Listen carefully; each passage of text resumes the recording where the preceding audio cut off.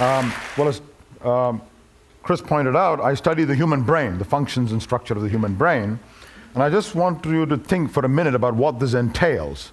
Here is this mass of jelly, 3-pound mass of jelly, you can hold in the palm of your hand, and it can contemplate the vastness of interstellar space, it can contemplate the meaning of infinity, and it can contemplate itself contemplating on the meaning of infinity.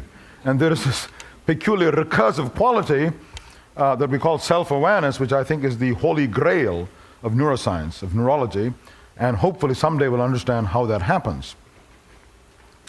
Okay, so how do you study this mysterious organ? I mean, you have 100 billion nerve cells, little wisps of protoplasm, interacting with each other.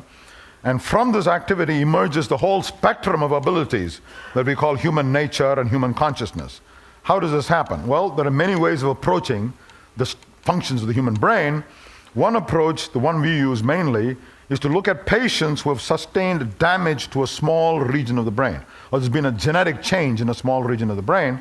What then happens is not an across-the-board reduction in all your mental capacities, a sort of blunting of your cognitive ability. What you get is a highly selective loss of one function with other functions being preserved intact. And this gives you some confidence in asserting that that part of the brain is somehow involved in mediating that function. So you can then map function onto structure and then find out what the circuitry is doing to generate that particular function. So that's what we're trying to do. So let me give you a few striking examples of this. In fact, I'm giving you 3 examples, 6 minutes each during this talk. The first example is an extraordinary syndrome called Capgras syndrome. If you look at the first slide there, that's the temporal lobes, frontal lobes, parietal lobes, okay, the lobes that constitute the brain. And if you look tucked away inside the inner surface of the temporal lobes, you can't see it there, is a little structure called the fusiform gyrus. And that's been called the face area in the brain because when it's damaged, you can no longer recognize people's faces. You can still recognize them from their voice, say, oh yeah, that's Joe. But you can't look at their face and know who it is. Right? You can't even recognize yourself in the mirror. I mean, you know it's you because when you wink, it winks and you know it's a mirror. But you don't really recognize yourself as yourself. Okay, now that syndrome is well known, it's caused by damage to the fusiform gyrus, but there's another rare syndrome, so rare in fact that very few physicians have heard about it, not even neurologists. This is called the Capgras delusion.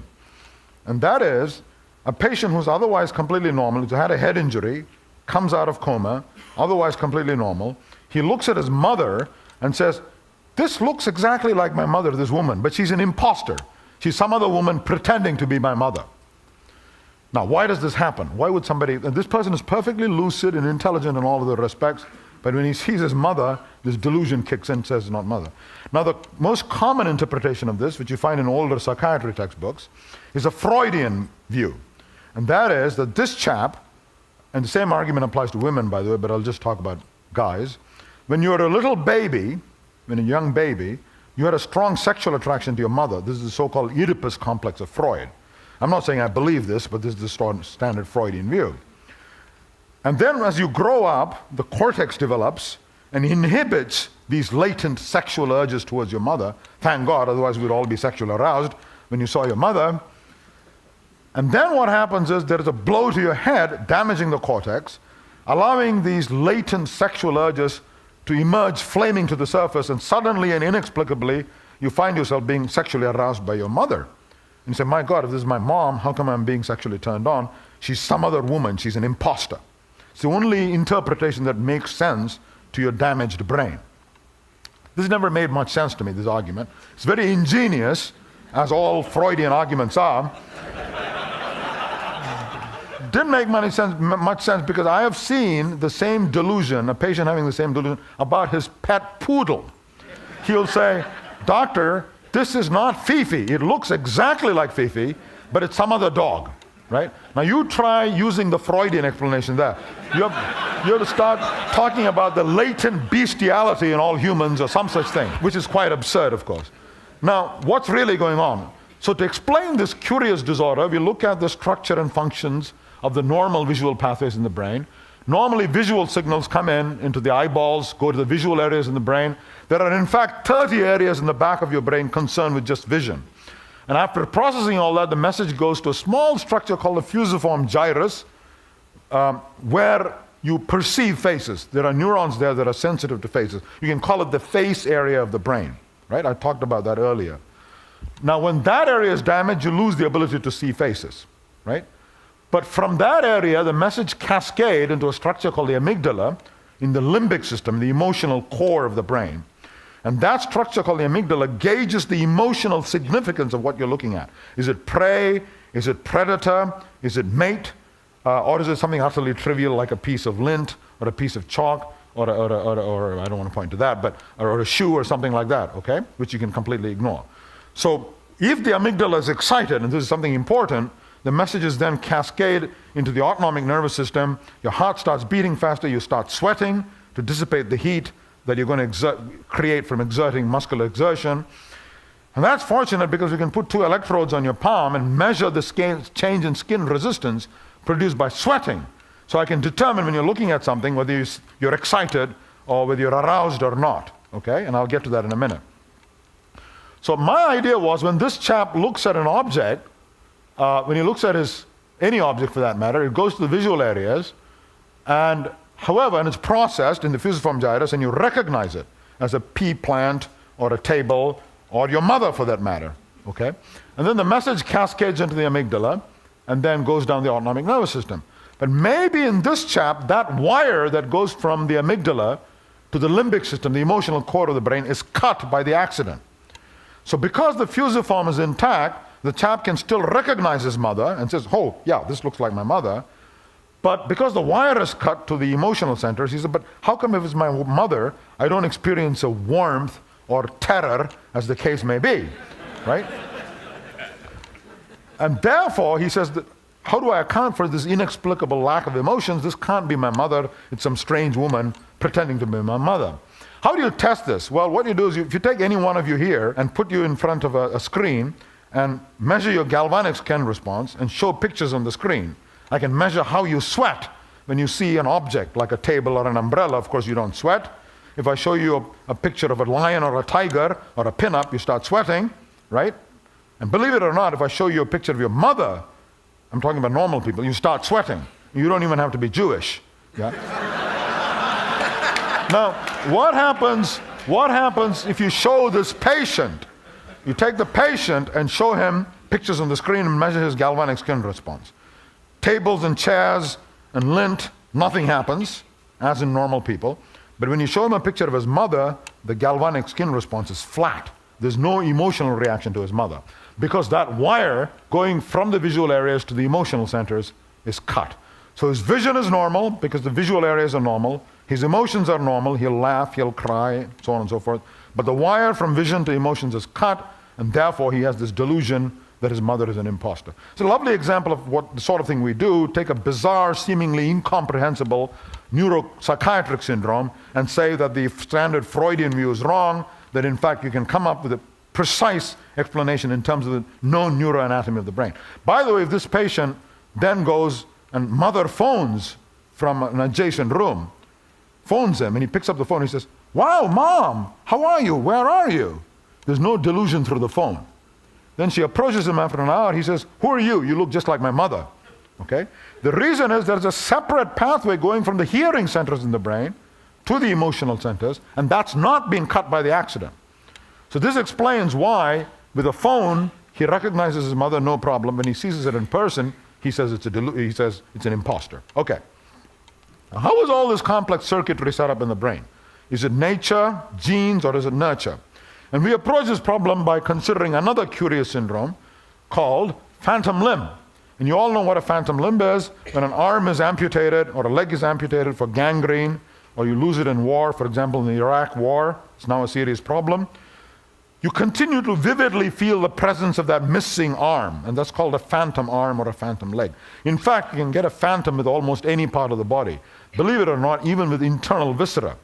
I've had patients with the uterus removed, hysterectomy, who have a phantom uterus, including phantom menstrual cramps at the appropriate time of the month. And in fact, one student asked me the other day, do they get phantom PMS? A subject ripe for scientific inquiry, but we haven't pursued that. Okay, Now the next question is, what can you learn about phantom limbs by doing experiments? One of the things we found was about half the patients with phantom limbs claim that they can move the phantom. It'll pat his brother on the shoulder, it'll answer the phone when it rings, it'll wave goodbye. These are very compelling, vivid sensations. Patient's not delusional, he knows that the arm is not there, but nevertheless it's a compelling sensory experience for the patient. But however, about half the patients, this doesn't happen. The phantom limb, they'll say, doctor, the phantom limb is paralyzed. It's fixed in a clenched spasm and is excruciatingly painful. If only I could move it, maybe the pain will be relieved. Now, why would a phantom limb be paralyzed? It sounds like an oxymoron.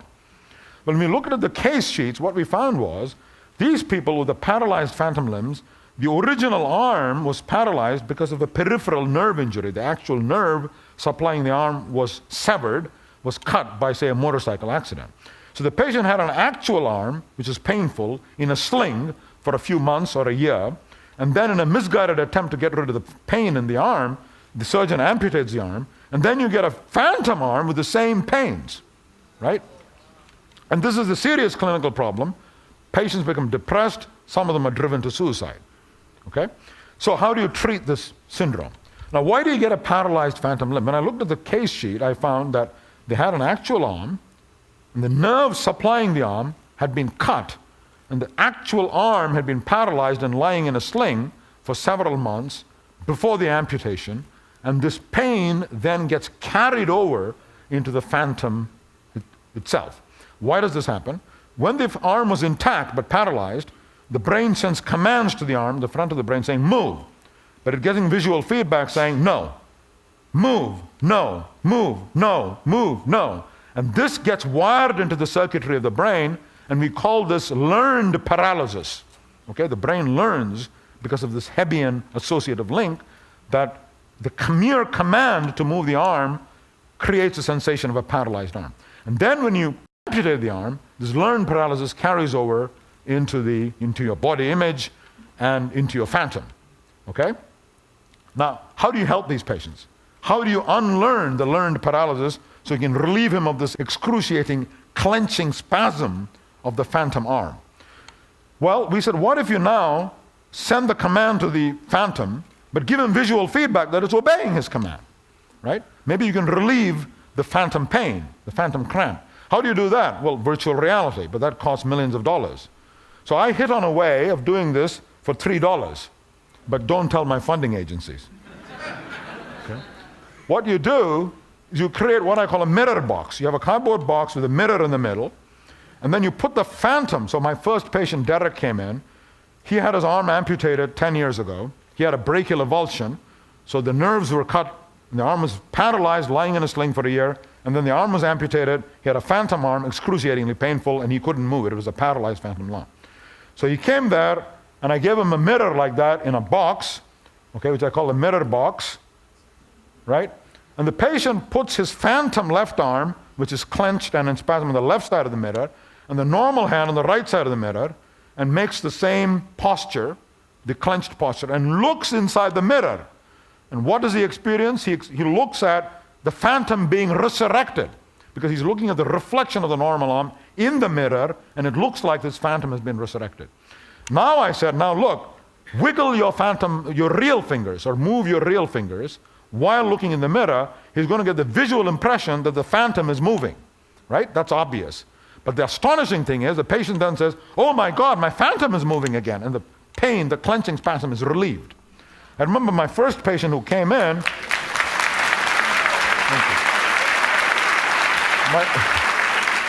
my first patient came in and he looked in the mirror, and I said, look at your reflection of your phantom. And he started giggling. He says, I can see my phantom. But he's not stupid. He knows it's not real. He knows it's a mirror reflection, but it's a vivid sensory experience. Now I said, move your normal hand and phantom. He said, oh, I can't move my phantom. You know that. It's painful. I said, move your normal hand. And he says, oh my God, my phantom is moving again. I don't believe this. And my pain is being relieved. Okay? And then I said, close your eyes. He closed his eyes and move your normal hand. Oh, nothing. It's clenched again. Okay, open your eyes. Oh my God, it's moving again. So he's like a kid in a candy store. So I said, okay, this proves my theory about learned paralysis and the critical role of visual input. But I'm not going to get a Nobel Prize for getting somebody to move his phantom limb. It's a completely useless ability if you think about it. But then I started realizing maybe other kinds of paralysis that you see in neurology, like stroke, focal dystonias, there may be a learned component to this which you can overcome with the simple device of using a mirror. So I said, look, Derek, well, first of all, the guy can't just go around carrying a mirror to alleviate his pain. I said, look, Derek, take it home and practice with it for a week or two. Maybe after repeated practice, you can dispense with the mirror, unlearn the paralysis, and start moving your paralyzed arm, and then relieve yourself of pain. So he said, okay, and he took it home. I said, look, it's after all $2, take it home. So he took it home, and after 2 weeks, he phones me, and he said, doctor, you're not going to believe this. I said, what? He said, it's gone. I said, what's gone? I thought maybe the mirror box was gone. He said, no, you know, this phantom I've had for the last 10 years, it's disappeared. And I said, I got worried. I said, my God, I've changed this guy's body image. What about human subjects, ethics, and all of that? And I said, Derek, does this bother you? He said, no. Last 3 days, I've not had a phantom arm, and therefore no phantom elbow pain, no clenching, no phantom forearm pain. All those pains are gone away. But the problem is I still have my phantom fingers dangling from the shoulder, and your box doesn't reach. So can you change the design and put it on my forehead so I can, do this and eliminate my phantom fingers? He thought I was some kind of magician. Why does this happen? It's because the brain is faced with tremendous sensory conflict. It's getting messages from vision saying the phantom is back. On the other hand, there's no proprioception, muscle signals saying that there is no arm, right? And your motor command saying there is an arm. And because of this conflict, the brain says, to hell with it, there is no phantom. There is no arm, right? It goes into a sort of denial. It gates the signals. And when the arm disappears, the bonus is the pain disappears, because you can't have disembodied pain floating out there in space. So that's the bonus. Now, this technique has been tried on dozens of patients by other groups in Helsinki, so it may prove to be valuable as a treatment for phantom pain. And indeed, people have tried it for stroke rehabilitation. Stroke you normally think of as damage to the fibers, nothing you can do about it, but it turns out some component of stroke paralysis is also learned paralysis, and maybe that component can be overcome using mirrors. This has also gone through clinical trials, helping lots and lots of patients. Okay, let me switch gears now to the third part of my talk, which is about another curious phenomenon called synesthesia. This is discovered by Francis Galton in the 19th century. He was a cousin of Charles Darwin. He pointed out that certain people in the population who are otherwise completely normal had the following peculiarity. Every time they see a number, it's colored.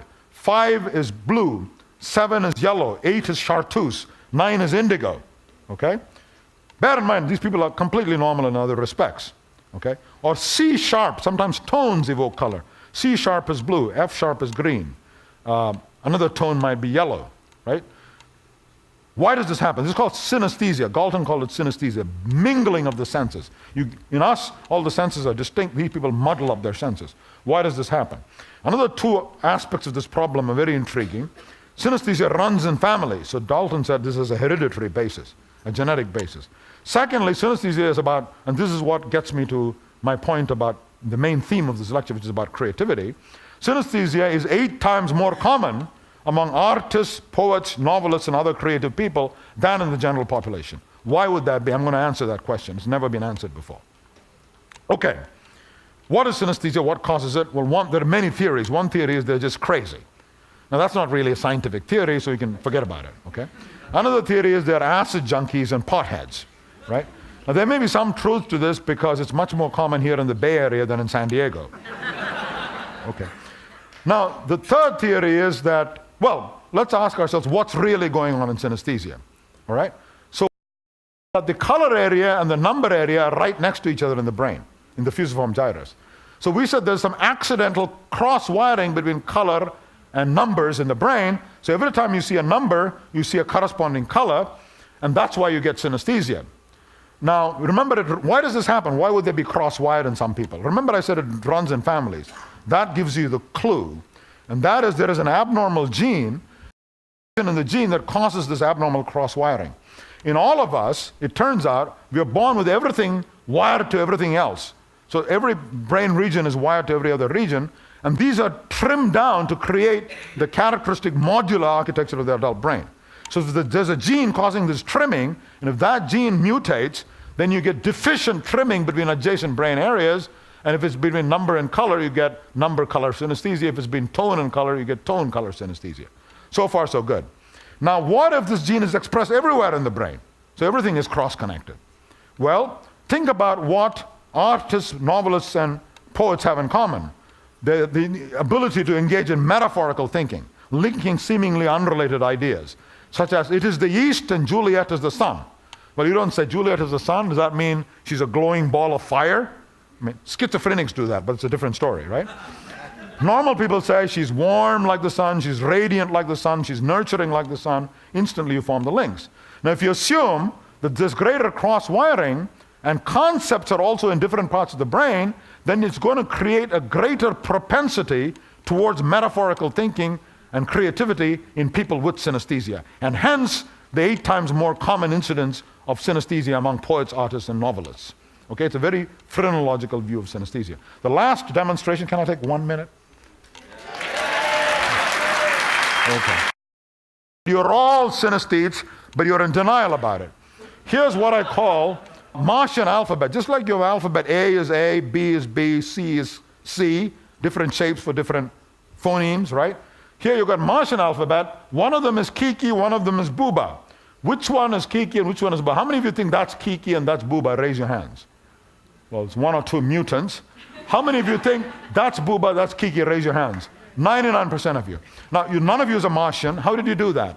It's because you're all doing a cross-modal synesthetic abstraction. Meaning, you're saying that that sharp inflection, ki, in your auditory cortex, the hair cells being excited, ki, mimics the visual inflection, sudden inflection of that jagged shape.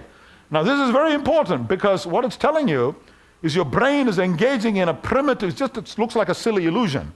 But these photons in your eye are doing this shape, and hair cells in your ear are exciting the auditory pattern, but the brain is able to extract the common denominator. It's a primitive form of abstraction. And we now know this happens in the fusiform gyrus of the brain, because when that's damaged, these people lose the ability to engage in Booba Kiki, but they also lose the ability to engage in metaphor.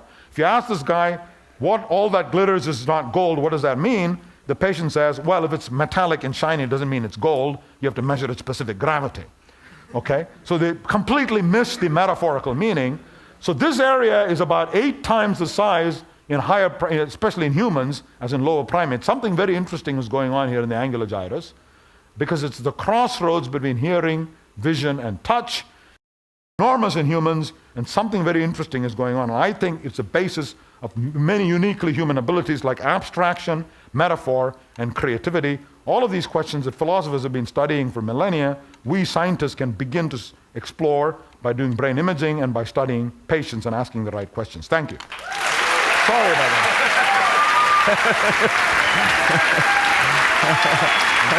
that.